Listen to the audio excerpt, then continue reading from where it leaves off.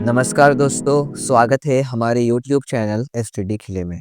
तो दोस्तों आज की इस वीडियो में हम लोग देखने वाले हैं जेक बोर्ड यानी कि झारखंड एकेडमिक काउंसिल का जो हुआ था क्लास ट्वेल्थ अकाउंटेंसी सब्जेक्ट का कॉमर्स वालों का जो 2023 में हुआ था दोस्तों एग्जाम फाइनल एग्जाम उसका आंसर की देखने वाले हैं। ठीक है, आज की इस वीडियो में हम लोग देखने वाले हैं क्लास ट्वेल्थ अकाउंटेंसी का आंसर की जो कि 2023 का रहने वाला है। चूंकि दोस्तों मैं आप लोगों के लिए लेकर आ रहा हूँ 10 वर्षों का आंसर की, ठीक है, वो भी अकाउंटेंसी सब्जेक्ट यानी कि क्लास 12 कॉमर्स का ऑल सब्जेक्ट का 10 वर्षों का लाने वाला हूँ, जिसमें से हम लोगों ने 2024 2025 ये दोनों वर्ष ईयर का आंसर की देख लिया है। अगर आप लोगों ने अभी तक नहीं देखा है तो मैं आई बटन पे या फिर चैनल के इस वीडियो के डिस्क्रिप्शन में जाइए, वहाँ पे लिंक मिल जाएगा, वहाँ से आप लोग देख सकते हो। ठीक है, तो चलिए आज का क्वेश्चन देख लेते हैं इसमें 2023 में क्या क्वेश्चन पूछा था। ठीक है, तो दोस्तों आप लोगों का पहला प्रश्न बोलता है प्राप्ति प्राप्ति और भुगतान खाते की प्रकृति है वास्तविक खाता, नामात्र खाता या व्यक्तिगत खाता या इनमें से कोई नहीं। और इंग्लिश में इसका है दोस्तों the nature of receipts and payment account is real, nominal या पर्सनल।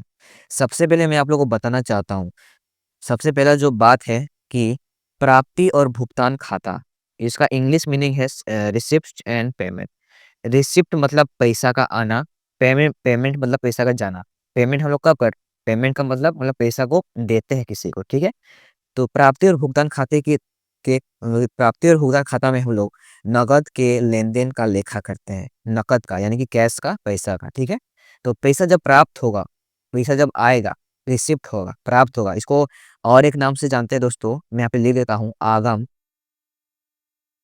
आगम और शोधन खाता। आगम और शोधन खाता, आगम मतलब आना, शोधन मतलब जाना यानी भुगतान करना। ठीक है, जब पैसा आएगा उसको डेबिट करेंगे, जब पैसा जाएगा या जाएगा मतलब भुगतान करेंगे, तो पैसा जाएगा जाएगा तो क्रेडिट करेंगे। और यही नियम, जस्ट यही नियम, आना को डेबिट जाना को क्रेडिट, ये नियम लागू होता है पहला में यानी कि रियल अकाउंट में। और नॉमिनल अकाउंट में हम लोग नॉमिनल अकाउंट में क्या करते हैं, खर्चा और हानि को डेबिट, लाभ आमदनी को क्रेडिट। और व्यक्तिगत में कोई व्यक्ति या संस्था अगर पाने वाला है तो उसको डेबिट, देने वाला है तो क्रेडिट। ठीक है, आप लोगों का इतना समझ में आ गया। कोई भी दिक्कत है तो आप लोग कमेंट में जरूर बताइएगा। ठीक है ना, मैं आप लोग को कमेंट का आंसर जरूर करूंगा। ठीक है, चलिए क्वेश्चन नंबर 2 की ओर चलते हैं। आप लोगों का क्वेश्चन नंबर 2 बोलता है आप लोगों का क्वेश्चन नंबर 2 बोलता है कि निम्न में से किसे गैर लाभकारी संगठन के लिए अचल संपत्ति के खरीद दिखाने के लिए उपयुक्त माना जाता है। तो इसका जो राइट आंसर लगता है दोस्तों वो होगा आर्थिक चिट्ठा, बोले तो बैलेंस शीट। ठीक है, चलिए अगला प्रश्न देख लेते हैं, क्वेश्चन नंबर 3। आय व्यय खाता तैयार किया जाता है, इसका राइट आंसर जाएगा ऑप्शन नंबर बी, उपार्जन आधार पर। ठीक है, चलिए क्वेश्चन नंबर 4 की ओर चलते हैं। क्वेश्चन नंबर 4 बोलता है आप लोग का लिखित साझेदारी अनुबंध बनाना क्या है, अनिवार्य है, ऐच्छिक है या अंशतः अनिवार्य। तो इसका जो राइट आंसर है दोस्तों ऑप्शन नंबर हो जाएगा बी, ऐच्छिक है। यानी आप लोग जो अनुबंध है, सरकारी अनुबंध या बोले तो सरकारी नियम कानून, वो लिखित में आप लोग बना भी सकते हो और नहीं भी, लेकिन भविष्य के लड़ाई झगड़े से बचने के लिए आप लोग लिखित में बनाओगे तो आप ही लोग का फायदा होगा। ये कॉन्सेप्ट है, ठीक है ना, मैं आपको नहीं बोल रहा हूँ कि बनाना है आप लोगों को। ठीक है, तो चलिए क्वेश्चन 5 की ओर चलते हैं। क्वेश्चन 5 बोलता है दोस्तों आप लोगों का चल या परिवर्तनशील विधि के अंतर्गत साझेदारों के पूंजी खाते पर ब्याज क्रेडिट किया जाएगा। यहाँ पे एक लिखा है परिवर्तनशील, जब पूंजी क्या हो दोस्तों, परिवर्तनशील हो, तो हम लोग सिर्फ एक अकाउंट खोलते हैं, वो होता है दोस्तों कैपिटल अकाउंट। सिर्फ एक अकाउंट खोलेंगे कैपिटल अकाउंट, तो साझेदारों के पूंजी खाते में ब्याज, इंटरेस्ट ऑन कैपिटल को कहाँ क्रेडिट किया जाता है दोस्तों, साझेदारों के पूंजी खाते में।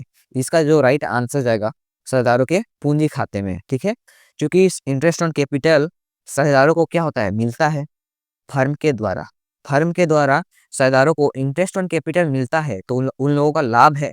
और पार्टनर्स कैपिटल अकाउंट में क्रेडिट साइड में इसको बाय इंटरेस्ट ऑन कैपिटल के रूप में दिखाया जाता है। ठीक है, चलिए क्वेश्चन नंबर क्वेश्चन नंबर 6 की ओर चलते हैं। क्वेश्चन नंबर 6 बोलता है आप लोग का दोस्तों, आप लोगों का क्वेश्चन नंबर 6 बोलता है, जब आहरण का समय ना दिया हो, जब आहरण कब किया है उसका पता ना चले, जब आहरण का समय ना दिया हो तो आहरण पर ब्याज लगाया जाएगा। कितना महीना, मतलब कि कितना समय का आहरण पर ब्याज लगाया जाएगा। तो इसका जो राइट आंसर हो जाएगा दोस्तों ऑप्शन नंबर 2, 6 महीने का ब्याज निकाला जाएगा, गणना किया जाएगा। जब क्वेश्चन में कि कब आहरण किया है उसका पता ना चले तो 6 महीने का निकाला जाएगा। ठीक है, चलिए क्वेश्चन नंबर 7 कर चलते हैं। आप लोगों का क्वेश्चन नंबर 7 बोलता है दोस्तों कि निम्न में से कौन सी ख्याति के मूल्यांकन की विधि नहीं है। तो हम लोग को पता है दोस्तों, जो हम लोग का ख्याति का मूल्यांकन का विधि कितना है, 3 है। पहला है average method, super profit method, capitalisation method. जो रिवैल्यूएशन मेथड है वो ख्याति निकालने का विधि नहीं है। ठीक है, पुनः पुनर्मूल्यांकन विधि के अंतर्गत हम लोग संपत्ति और दायित्व के पुनर्मूल्यांकन का गणना करते हैं। ठीक है, तो इसका जो आंसर हो जाएगा वो होगा, ऑप्शन नंबर हो जाएगा डी, पुनर्मूल्यांकन विधि ये ख्याति के मूल्यांकन की विधि नहीं है। ठीक है, चलिए क्वेश्चन नंबर 8 की ओर चलते हैं। क्वेश्चन नंबर 8 बोलता है आप लोग का, ख्याति की गणना, ख्याति की गणना का भारित औसत विधि का प्रयोग किया जाता है जब, सबसे पहले हम लोग देखते हैं दोस्तों, जो एवरेज प्रॉफिट है उसका 2 प्रकार होता है। पहला प्रकार को बोलते हैं हम लोग simple average profit method, simple average profit method, और सेकेंड को बोलते हैं वेटेड एवरेज प्रॉफिट मेथड। ठीक है, तो इसमें क्वेश्चन आप लोग का बोलता है दोस्तों कि ख्याति की गणना का भारित औसत विधि का प्रयोग किया जाता है, लाभ समान हो, लाभ के बढ़ने की प्रकृति, लाभ के घटने की प्रकृति, या 2 या 3, यानी कि बी और सी।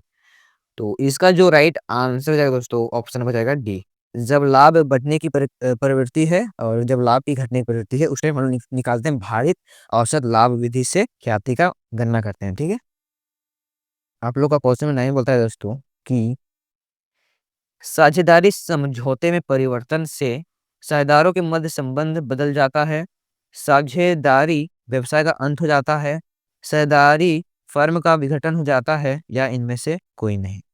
जब साझेदारी समझौते में परिवर्तन हो जाता है दोस्तों, तो इसका जो राइट आंसर हो जाएगा ऑप्शन हो जाएगा ए। ठीक है, साझेदारी के मध्य में संबंध, साझेदारों के मध्य में संबंध बदल जाता है। ठीक है, चलिए क्वेश्चन में देख लेते हैं दोस्तों। क्वेश्चन में आप लोग का बोलता है 10th, आप लोगों का क्वेश्चन में 10th बोलता है कि एक्स वाई तथा जेड एक फर्म में क्या है, साझेदार हैं, जो उनका ओवर रेशियो यानी कि लाभ हानि को कितना रेशियो में बांटते हैं, 4:3:1 के अनुपात में बांटते हैं। उन्होंने भविष्य में यानी कि न्यू रेशियो कितना है, 5:4:3, 5:4:3 के अनुपात में लाभ बांटने का निर्णय किया। एक्स और वाई का त्याग यानी कि सेक्रीफाइसिंग रेशियो निकालने बोल रहा है। इसमें जेड का सेक्रीफाइसिंग रेशियो नहीं निकालने बोला है, सिर्फ एक्स और वाई का सेक्रीफाइसिंग रेशियो निकालने बोला है। तो मैं आप लोग को सेक्रीफाइसिंग रेशियो का फॉर्मूला बता देता हूँ। सेक्रीफाइसिंग रेशियो बराबर होता है old ratio minus new ratio. ठीक है, तो हम लोग एक्स का निकाल रहे हैं, तो एक्स का ओल्ड रेशियो कितना है, 4/8 है। ठीक है, 4 बटा मतलब कि इसका एक्स का हिस्सा है 4 और टोटल कितना है 8, माइनस करेंगे न्यू, न्यू कितना है दोस्तों, एक्स का 5 और बटा जोड़ेंगे कितना आएगा 9, 10, 11, 12। ठीक है, तो इसको हम लोग हल करेंगे दोस्तों, तो इसका आंसर निकल के आ जाएगा 2:1। ठीक है, ऑप्शन नंबर ए इसका राइट आंसर हो जाएगा, एक्स और वाई का सेक्रीफाइसिंग रेशियो। इसको आप लोग बना लीजिएगा, वेरी वेरी इजी क्वेश्चन है। ठीक है, चलिए क्वेश्चन नंबर 11 का हम लोग आंसर देख लेते हैं। 11 में बोलता है आप लोग का, एक्स तथा वाई साझेदार हैं जो लाभों को 1:1 के अनुपात में विभाजित करते हैं। वे जेड को 1/5 के भाग में प्रवेश कराते हैं, जिसने ख्याति के लिए 25,000, जिसने ख्याति के लिए 25,000 रुपए का योगदान दिया, फर्म की ख्याति का कुल मूल्य होगा। इस क्वेश्चन में बोला है गुडविल ऑफ द फर्म, पूरे फर्म की ख्याति का मूल्यांकन करना है। ये भी बहुत ही इजी क्वेश्चन है। सबसे पहले हम लोग निकालने के लिए गुडविल ऑफ द फर्म, ठीक है, मैं इसको शॉर्ट फॉर्म में लिख रहा हूँ, गुडविल ऑफ द फर्म। निकालने के लिए, गुडविल ऑफ द फर्म निकालने के लिए न्यू पार्टनर का, लेकिन न्यू पार्टनर कितना गुडविल ला रहा है, वो ला रहा है 25,000 के रूप में ला रहा है ख्याति का, और उसका हिस्सा से भाग देंगे। उसका हिस्सा कितना है, 1/5 है। यहाँ पे देख सकते हैं, यहाँ पे एक उसका जेड का हिस्सा 1/5 है, कितना ला रहा है, 25,000। इसको जब हम लोग उसका ख्याति को उसके हिस्से से भाग देंगे, तो इसमें 25,000 ये नीचे भाग में है, ऊपर जाएगा, यानी कि ये मतलब कि भाग में है, इसको गुना में बदलेंगे तो 5 ऊपर 1 नीचे हो जाएगा। जब 5 को गुना करेंगे तो 1,25,000 आ जाएगा गुडविल ऑफ द फर्म, जो कि ऑप्शन नंबर कितना में है, 4 में है, यानी कि डी। इसका राइट आंसर हो जाएगा ऑप्शन नंबर डी। ठीक है, वेरी इजी है दोस्तों। गुडविल ऑफ द फर्म निकालने के लिए आप लोग को इसको 5 से 25 को मतलब कि आप जो नए शेयर का हिस्सा है उससे भाग कीजिएगा ख्याति, उसका ख्याति से, तो निकल जाएगा गुडविल ऑफ द फर्म। ठीक है, बहुत ही इजी क्वेश्चन है। चलिए क्वेश्चन नंबर 12 की ओर चलते हैं। क्वेश्चन नंबर 12 बोलता है आप लोग का, यदि नया साझेदार ख्याति की राशि नकद में लाता है तथा ख्याति खाते में पहले से शेष, यहाँ पे ख्याति खाते में यानी कि बैलेंस शीट में, ठीक है, पहले से शेष विद्यमान है, तो ख्याति पुराने साझेदारों में अपलिखित की जाएगी ओल्ड रेशियो में। जो हम लोगों का बैलेंस शीट में यहाँ पे बोला ना, ख्याति खाते में पहले से शेष विद्यमान है, यानी कि बैलेंस शीट में एसेट साइड में गुडविल पहले से ही है, तो उसको उसका अपलिखित करने के लिए, रिटर्न ऑफ करने के लिए ओल्ड रेशियो में बांटेंगे। आप लोगों ने इसका एंट्री कर चुका होगा, old partners capital account debit to goodwill, ठीक है, क्योंकि गुडविल का कौन सा बैलेंस होता है, डेबिट बैलेंस होता है। डेबिट बैलेंस होता है तभी तो वो एसेट साइड है, एसेट का भी तो डेबिट बैलेंस होता है, और कैपिटल और लायबिलिटी का क्रेडिट बैलेंस होता है। ठीक है, गुडविल को एक तरह से यह भी बोल सकते हैं, क्योंकि गुडविल एक तरह का हानि है। हानि कब हुआ था, जब हम कोई व्यवसाय को खरीदे थे। जब हम कोई व्यवसाय को खरीदेंगे ज्यादा दाम से, यानी कि किसी व्यवसाय को खरीदते समय उस किसी व्यवसाय का खरीदते समय उस व्यवसाय का कितना एसेट्स कितना था, मान के चलिए 1 लाख का एसेट्स था, ठीक है, और उसका मान के चलिए उसका लाइबिलिटी था 10,000 का, ठीक है, 10,000 का लाइबिलिटी था, तो टोटल कितना उसका एसेट खरीदे हम लोग, 90,000 का।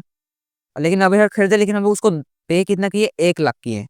तो 1 लाख में हम लोग 90,000 का 10 एसेट खरीदे और 1 लाख दिए, तो इसमें 10,000 क्या है, गुडविल है, हानि है। हम लोग को 10,000 का क्या हुआ है, हानि हुआ है, ज्यादा दाम में खरीदे हैं और लेकिन संपत्ति कम है। ठीक है, इसलिए इसको डेबिट बैलेंस में दिखाते हैं एसेट साइड में।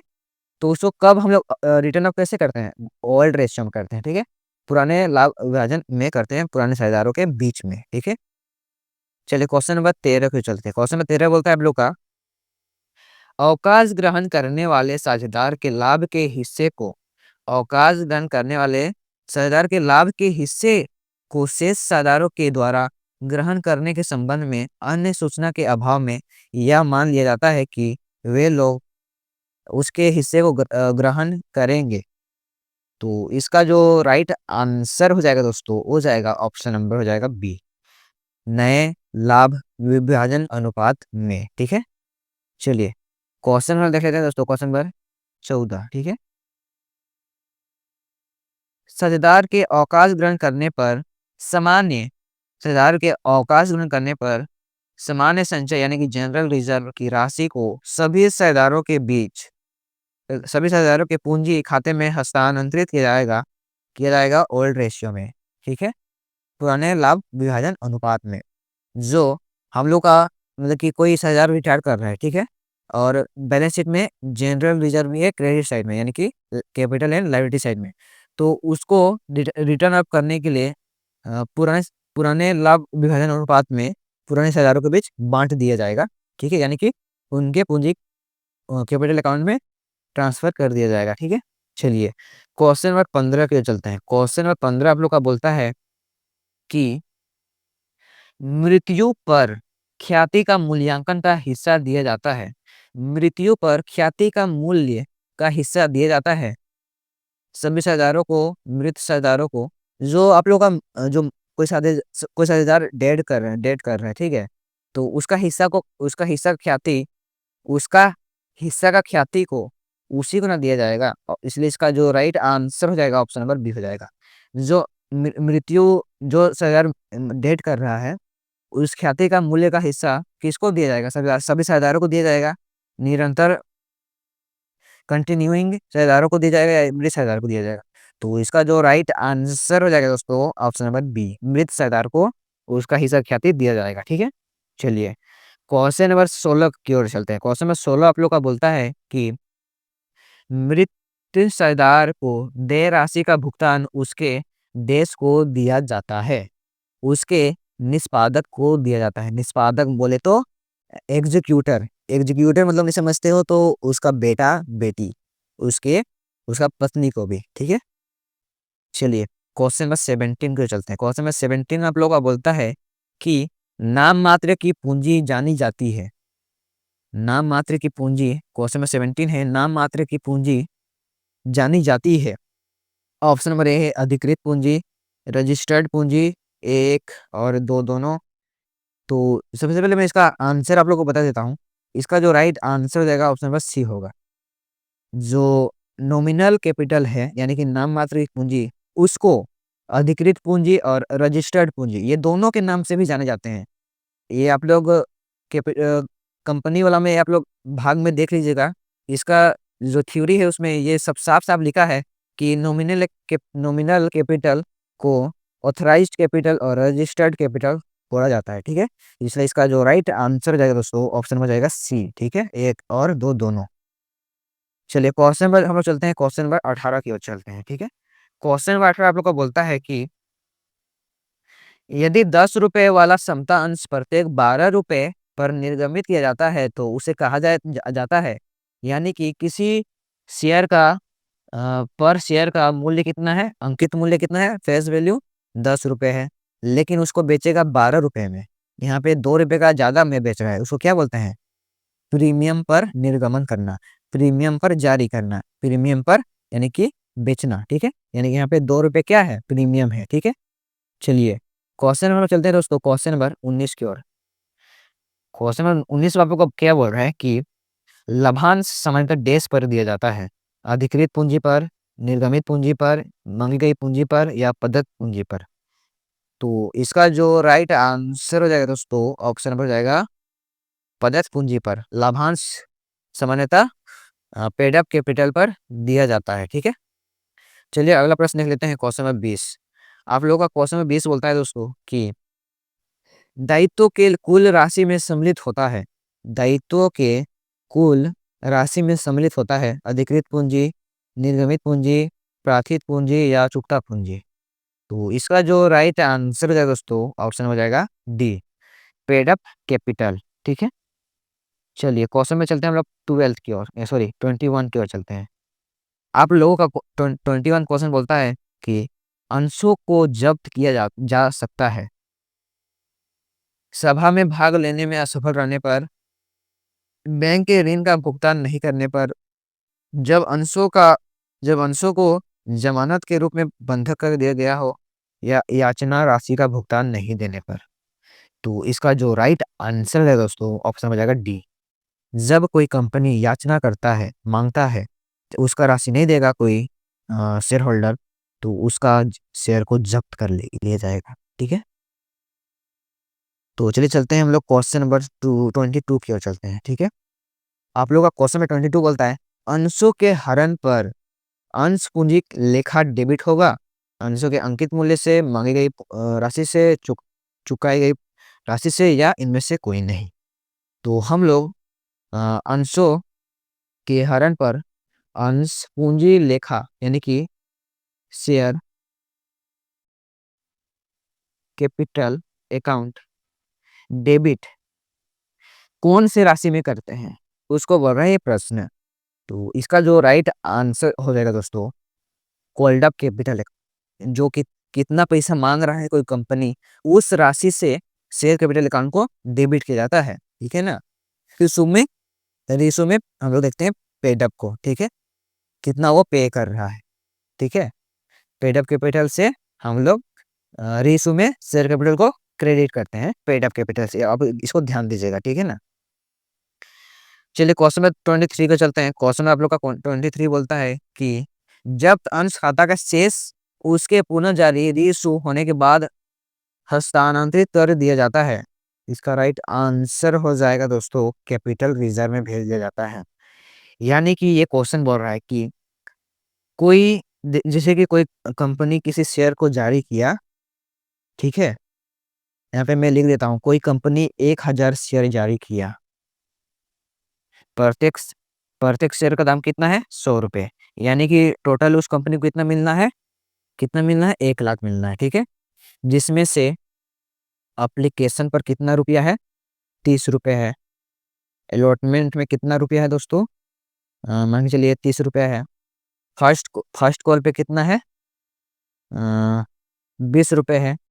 और सेकंड एंड फाइनल कॉल पर कितना है दोस्तों, 20 रुपये है, ठीक है। तो इसमें इसमें मान के चलिए 200 शेयर पर 200 शेयर पर, ठीक है, 200 शेयर पर सेकेंड एंड फाइनल कॉल पर नहीं दिया, 200 शेयर पर सेकेंड एंड फाइनल कॉल पर नहीं दिया, ठीक है। जिससे जिससे कोई कंपनी उसका शेयर को क्या कर लिया, जब्त कर लिया, फॉरफीटेड कर लिया, ठीक है।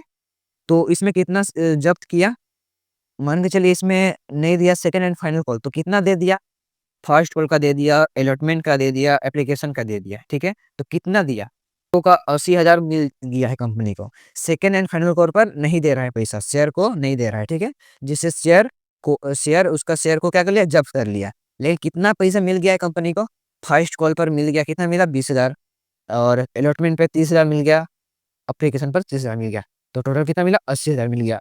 तो इसमें जब इसको हम लोग for feature share for feature दिखाएंगे, इस 80,000 को जब हम लोग रीइशू करेंगे उस शेयर को, ठीक है, तो उसमें जब हानि होगा उसको घटाएंगे, उसको घटाने के बाद जो पैसा बचेगा उसको कहाँ पे ट्रांसफर किया जाएगा, उसको हम लोग ट्रांसफर करते हैं दोस्तों कैपिटल रिजर्व में, ठीक है। इसको हम लोग ज़्यादा बताने की जरूरत नहीं है, ठीक है, ये इसको कैपिटल रिजर्व में हम लोग ट्रांसफर करते हैं, ठीक है। ऋण पत्र है, ऋण ऋण का प्रमाण पत्र, साख का प्रमाण पत्र, नकद का प्रमाण पत्र, इनमें से कोई नहीं। तो ऋण पत्र एक क्या है दोस्तों, ऋण का प्रमाण पत्र है, ठीक है। इंग्लिश में बोलते हैं इसको लोन सर्टिफिकेट है, ठीक है।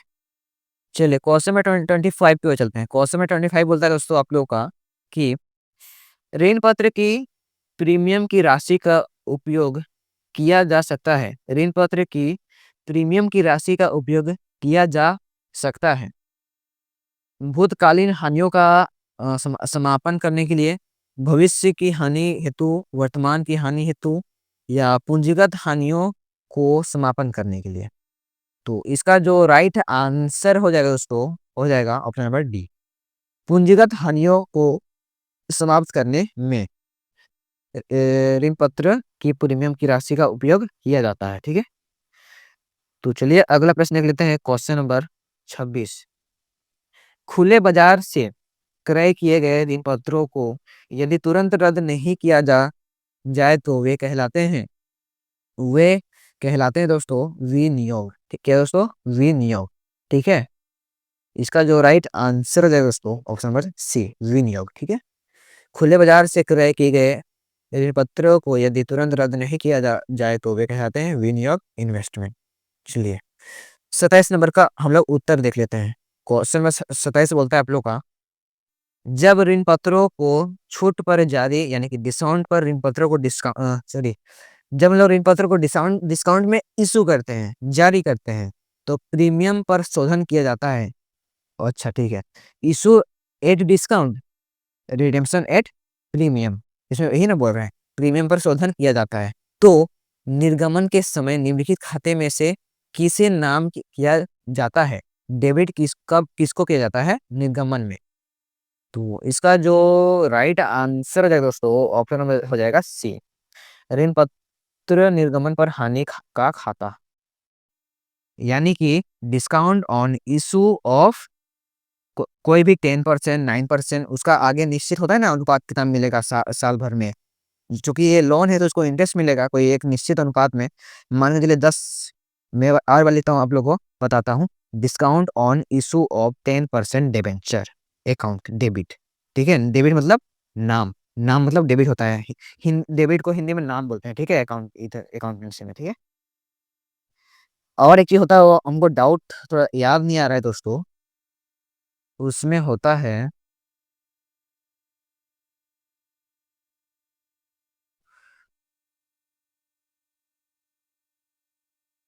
तो अभी के लिए हम लोग इतना ही रखते हैं दोस्तों।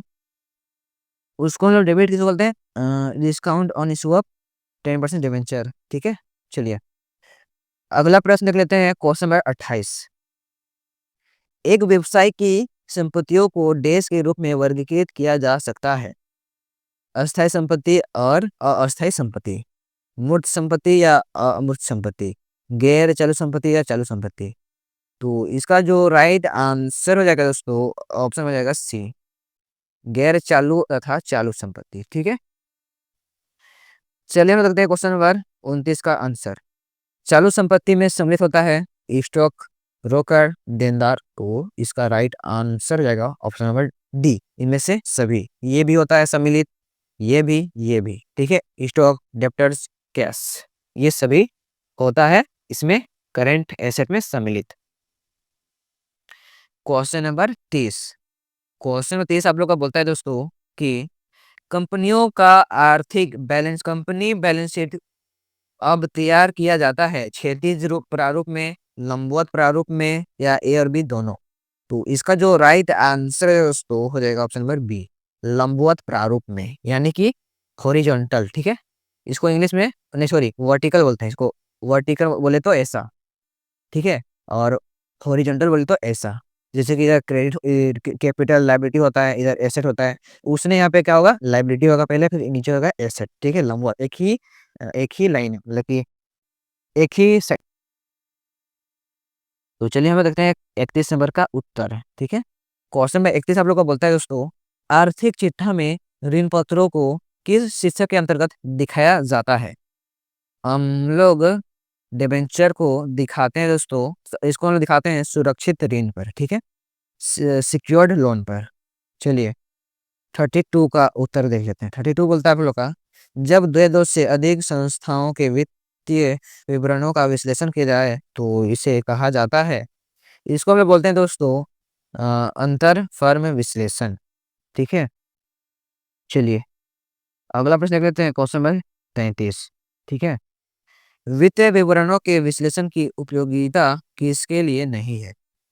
वित्तीय विवरणों के लिए विश्लेषण की उपयोगिता किसके लिए नहीं है, किसके लिए नहीं है दोस्तों, भारत के राजदूत के लिए नहीं है, ठीक है। Question number 34। क्वेश्चन नंबर 34 वाला बोलता है, जब व्यवसाय की खराब स्थिति को अच्छा दिखाने का प्रयास किया जाता है तो इसे कहा जाता है, इसको हम बोलते हैं दोस्तों ऊपरी दिखावट कहते हैं, ठीक है। Question number 35। अम्ल परीक्षण अनुपात की गणना करने के में निम्नलिखित संपत्तियों में से कौन सा संपत्ति को ध्यान में नहीं रखा जाता है। तो किसको नहीं लिखते हैं दोस्तों, स्टॉक को, ठीक है। अम्ल परीक्षण अनुपात बोले तो इसको बोलते हैं इंग्लिश में, एक मिनट इंग्लिश हम लोग देख लेते हैं इसका। इसको इंग्लिश में बोलते हैं दोस्तों, इंग्लिश में तो जब हम लोग निकालते हैं लिक्विडिटी रेशियो, ठीक है, लिक्विडिटी रेशियो निकालने के लिए हम लोग क्या करते हैं, लिक्विड रेशियो निकालने के लिए हम लोग क्या करते हैं, liquid assets minus current liability. और लिक्विड एसेट्स कैसे निकलता है, करेंट एसेट में हम लोग जब स्टॉक को और प्रीपेड एक्सपेंसेस को हम लोग क्या करते हैं, घटाएंगे तो लिक्विड एसेट निकल जाएगा, ठीक है। इसलिए हम लोग यहाँ पे थोड़ा तो आप लोग हिंदी अक्षर पढ़ लीजिएगा, अम्ल परीक्षण अनुपात यानी कि लिक्विड रेशियो का ही ये नाम है, ठीक है, की गणना करने के लिए संपत्ति में से कौन सी संपत्ति को ध्यान में नहीं रखा जाता है, स्टॉक और प्रीपेड एक्सपेंसेस। तो अभी इसका ऑप्शन में नहीं है प्रीपेड एक्सपेंसेस, हम इसको ध्यान में कब किसको देखेंगे, अभी स्टॉक को देखेंगे, ठीक है। इसलिए इसका राइट आंसर हो जाएगा सी, हो जाएगा स्टॉक। चलिए 36 का हम लोग उत्तर देख लेते हैं, लाभदायकता अनुपात को सामान्यतः डैश में व्यक्त किया जाता है। इसको हम लोग दिखाते हैं दोस्तों, इसको हम दिखाते हैं दोस्तों प्रतिशत में, ठीक है। Profitability ratio is generally expressed in percentage, ठीक है। चलिए 37 नंबर का हम लोग उत्तर देख लेते हैं, ठीक है। यदि बिक्री 4,20,000 रुपये, बिक्री वापसी 20,000 रुपये तथा बेचे गए माल की लागत 3,20,000 रुपये हो तो सकल लाभ अनुपात होगा। इसका राइट आंसर अगर दोस्तों वो हो जाएगा, ये हो जाएगा 20%। सकल लाभ अनुपात कैसे निकले, सकल लाभ अनुपात कैसे निकलेगा दोस्तों? सबसे पहले हम यहाँ पे एक चीज देखते हैं कि बिक्री, बिक्री मतलब बेचना, ठीक है, कितना विक्रय किया है। 4,20,000 का बेचा था, जिसमें से वापस कितना का आ गया, 20,000। मान के चलिए आप लोगों ने अंडा बेचा था 4,20,000 का, जिसमें से 20,000 का माल फूटा निकला, अंडा फूट गया है, तो वापस आ गया खराब वाला माल। तो आप लोग कितना का नेट सेल किया? नेट सेल बोले तो नेट सेल बोले तो अब एक्चुअली कितना बेचे हो, 4 लाख बेचे हो, क्योंकि 20,000 वापस आ चुका है, सेल्स रिटर्न हुआ है, ठीक है। तो आप लोगों ने असली में कितना बेचा है? 4 लाख का माल बेचा है, ठीक है, यानी कि अंडा बेचे हो। 4,20,000 को बेचे थे, जिसमें से 20,000 खराब माल था, उसमें वापस आ गया है, तो आप लोग नेट सेल कितना किए हो? 4 लाख का, ठीक है। तो हम लोगों को जीपी रेशियो निकालने के लिए हम लोग सबसे पहले ग्रॉस प्रॉफिट निकालना पड़ेगा।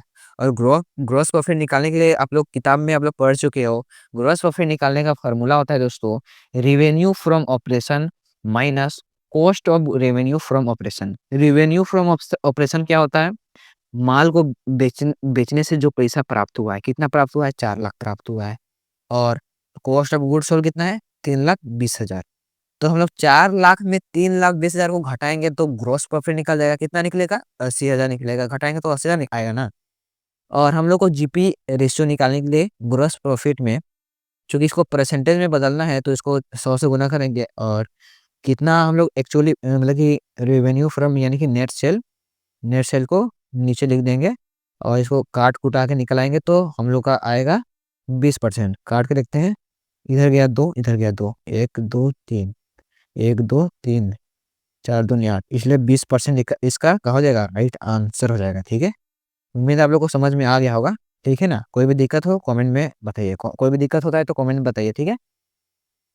इसलिए इसका राइट आंसर हो जाएगा दोस्तों ऑप्शन नंबर ए हो जाएगा 20%, ठीक है। चलिए हम लोग देखते हैं अगला प्रश्न। कार्यशील कार्यशील पूंजी का सूत्र होता है दोस्तों, इसका होता है working capital is equal to current asset minus current liability. इसलिए इसका राइट आंसर हो जाएगा दोस्तों, वो हो जाएगा ऑप्शन नंबर हो जाएगा बी, ठीक है, current asset minus current liability. चलिए हम लोग 39 नंबर का उत्तर देख लेते हैं। रोकड़ प्रवाह विवरण तैयार किया जाता है आर्थिक चिट्ठा से, लाभ हानि खाता से, अतिरिक्त सूचनाओं से, या इनमें से सभी। इसलिए इसका राइट आंसर हो जाएगा दोस्तों इनमें से सभी। ये तीनों के द्वारा रोकड़ प्रवाह विवरण तैयार किया जाता है, ठीक है। 40 नंबर, निम्नलिखित में से कौन सा रोकड़ अंतर प्रवाह नहीं है? देनदारों में कमी, अंशों का निर्गमन, लेनदारों में कमी, या अस्थायी संपत्तियों की बिक्री। इसका राइट आंसर हो जाएगा दोस्तों ऑप्शन नंबर हो जाएगा लेनदारों में कमी। सबसे पहले यहाँ पे सीखते हैं कि रोकड़ अंतर प्रवाह यानी कि पैसा का आना, कैश इनफ्लो होना, कैसा का पैसा क्या होना? आना। तो उसका उत्तर देखेंगे, ठीक है। इस जो यहाँ पे लिखा है ऑप्शन, इसमें कॉन्सेप्ट छिपा है, कॉन्सेप्ट, ठीक है। मैं प्रश्न पढ़ देता हूँ। यहाँ पे जो ऑप्शन दिया है, इसमें कौन कहाँ से इनफ्लो नहीं आ रहा है, पैसा नहीं आ रहा, इनफ्लो नहीं हो रहा है, कैश का इनफ्लो नहीं हो रहा है, कहाँ कौन सा ऑप्शन से, उसको हम लोग को चुनना है। तो सबसे पहले हम लोग देखते हैं देनदार में कमी हो रहा है। देनदार में कब कमी होगा? जब देनदार पैसा लौटा देगा तो देनदार में कमी होगा। Decrease in the debtors, debtors कब घटेगा? देनदार कब कमी होगा? जब कोई डेप्टर्स पैसा लौटाएगा, तो पैसा लौटाएगा तो पैसा आ रहा है, तो ये अंतर हुआ यानी कि इनफ्लो का एक उदाहरण है। इसलिए इसका ऑप्शन तो ये गलत हो जाएगा, जो कि क्वेश्चन के हिसाब से ये गलत हो जाएगा, ठीक है। दूसरा बोल रहा है अंशों का निर्गमन। अंश को निर्गमन करेंगे, ईसोप शेयर, अंश को जारी करेंगे तो पैसा तो आएगा, इसलिए ये मतलब कि ये भी ऑप्शन इसका राइट आंसर तो नहीं होगा। इसमें बोल रहा है कि कहाँ से पैसा नहीं आएगा, ठीक है। अस्थायी संपत्ति में बिक्री, अस्थायी संपत्ति को बेच देंगे तो पैसा आएगा, इनफ्लो होगा, लेकिन हम लोग को ढूंढना है कहाँ से आउटफ्लो होगा। लेनदार में कमी, इसमें कॉन्सेप्ट छिपा है। लेनदार में कमी कब होगा दोस्तों? हम किसी मतलब कि हम भी व्यवसाय हैं, मतलब कि हम भी माल तो खरीदते होंगे, हम तो बनाते नहीं है। जैसे कि बिस्कुट, मतलब कि जहाँ पे दुकान होता है ना, कोई दूसरे व्यवसाय से व्यवसायी से माल को खरीदता है और बेचता है, तो उधार में खरीदता है तो लेनदार बन जाता है। तो लेनदार में कम कमी करेंगे हम लोग, जब पैसा को लौटा देंगे, किसी जो हमारा लेनदार है, क्रेडिटर है, उसको पैसा देंगे तो आउटफ्लो ना होगा, इसलिए इसका ऑप्शन हो जाएगा सी हो जाएगा। ठीक है, तो आज की वीडियो समाप्त है, जिसमें 2023 में 2023 में कुल 40 प्रश्न पूछे गए थे। ठीक है, अकाउंटेंसी सब्जेक्ट में इसी प्रकार का अभी बीएमटी, बीएसटी, इकोनॉमिक्स और इंग्लिश कोर का हम लोग पीवाईक्यूज क्वेश्चन देखेंगे, प्रीवियस ईयर्स क्वेश्चन देखेंगे 10 वर्षों का। ठीक है, और आप लोगों ने 2024 2025 का आप लोगों ने नहीं देखा है तो मैं डिस्क्रिप्शन में लिंक डाल दूंगा, वहां से आप लोग जाके देख सकते हो। ठीक है, तो उम्मीद है वीडियो पसंद है। अगर वीडियो पसंद है तो वीडियो को क्या कर लीजिएगा, लाइक कर लीजिएगा और चैनल को भी सब्सक्राइब कर लीजिएगा। ठीक है, तो मिलते हैं नेक्स्ट वीडियो में, तब तक के लिए बाय बाय।